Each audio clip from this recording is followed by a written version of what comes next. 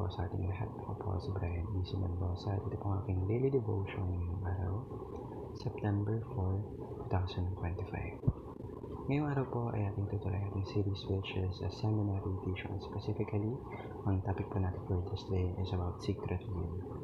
Ano ang secret ng Diyos? Now, para po sa araw na to, ang talata po natin ay magagamit sa Deuteronomy chapter 29 verse 29. Sabi po rito, basahin ko po. The secret things belong to the Lord our God, but the things revealed belong to us and to our children forever, that we may follow all the words of this law. Now, pangating mas maunawaan kung may sabihin ng talatang ito, ngayon pa tayo pwede ako sa ating teaching for today.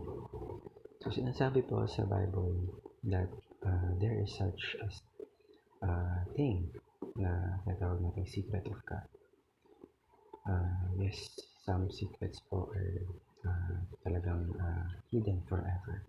Merong mga secrets or mysteries about sa Diyos and yung mga ways na that our human minds will never be able to fully grasp. Kumbaga, meron talagang mga informations or details about our God that hindi natin kayang intindihin. And okay lang yun dahil pinapakita lamang dito how powerful, how great our God is.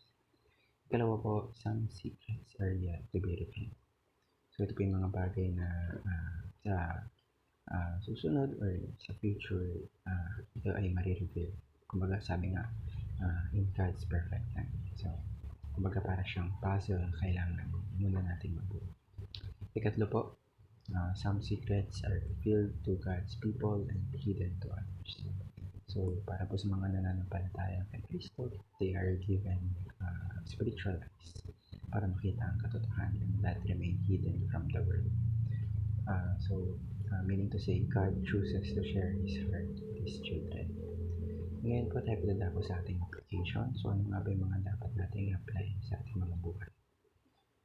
So first po, we need to stop seeking answers when there are no answers. So instead po na mag-overthink ka, ma-exhaust yung sarili mo trying to solve mysteries that God has kept hidden, dapat instead of doing that, let's just focus on trusting Him, less in His wisdom. Kalawa po, submit your future to God with full trust. Bigay mo, surrender mo sa Kanya lahat, knowing alam natin na God is all-knowing and we can put all of our trust in Him. Ikatlo po, share the secrets of the kingdom with hearts that are ready to listen and believe.